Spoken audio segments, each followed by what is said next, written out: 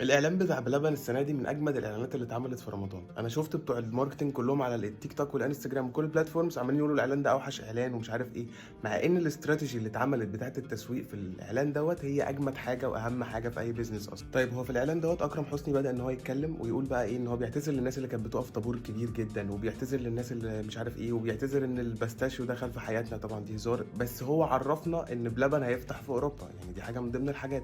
فالاعلان جامد جدا. كل بقى اللي حصل دوت حاجه اسمها اوبجكشن هاندلنج، اللي هو ازاله الاعتراضات. يعني هو اعتذر للناس كلها عن كل حاجه حصلت، زال اعتراضاتهم، وبعد كده قال لهم بقى على المنتجات وفكرهم بيها تاني.